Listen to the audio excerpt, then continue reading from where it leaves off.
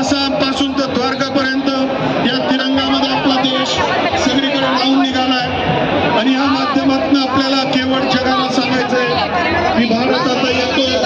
कितीही परदेशी ताकद असतील, किती त्यांचं मनपूर्वक अभिनंदन केलं पाहिजे, पंतप्रधानांचे आभार मानले पाहिजे की देशाच्या स्वातंत्र्याचा लढा जो आपल्या पूर्वजांनी दिला आणि देशाला स्वातंत्र्य मिळवून दिलं, ते स्वातंत्र्य अबाधित ठेवण्याचं काम आणि केवळ अबाधितच नाही, आगामी काळामध्ये देशाला विकसित भारताच्या मार्गाने नेण्याकरता जे काही साध्य करण्याचं स्वप्न पाहिलंय त्याला ताकद देण्याचं काम आपल्याला करायचं आहे। पंतप्रधानांचे विशेष आभार मानले पाहिजे की देशामध्ये परीक्षा सुद्धा योग्य पद्धतीने पारदर्शकपणे झाल्या पाहिजेत। कडक कायदा केला, संसदेमध्ये निर्णय घेतला आणि देशामधल्या ज्या लोकांनी या सगळ्या प्रकरणामध्ये घोटाळे केले त्यांना गजाआड नेण्याचं काम जर कोणी केलं असेल तर मोदी साहेबांनी केलं ते आपल्याला नाकारता येणार नाही।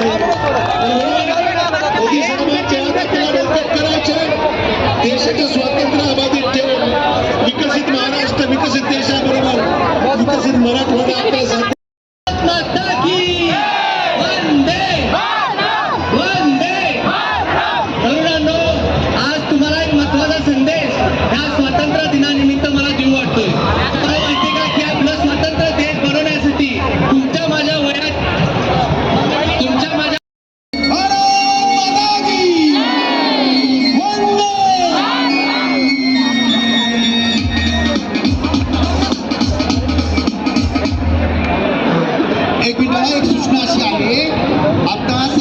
मुख्यमंत्री महोदय येणार आहेत, कुणीही पुढे येण्याचा प्रयत्न करायचा नाही बरं का, इथे प्रॉब्लेम येईल। आपण कृपया सगळं डिपेंड या तुमच्यावर आहे, कुणीही या साईडनी किंवा या साईडनी बॅरिकेड्सला प्रेशर।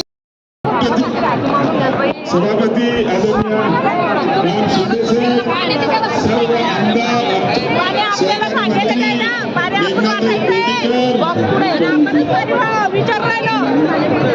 सर्व आमदार, सर्व आमदार, सर्व जिल्हाध्यक्ष, सर्वांचं मी या छत्रपती संभाजीनगरमध्ये स्वागत करतो आणि तिरंगा रॅलीमध्ये आपण सगळ्यांना विनंती करतो की आपण शांततेत आणि उत्साहात ही रॅली यशस्वी करावी। भारत माता की वंदे वंदे। मित्रांनो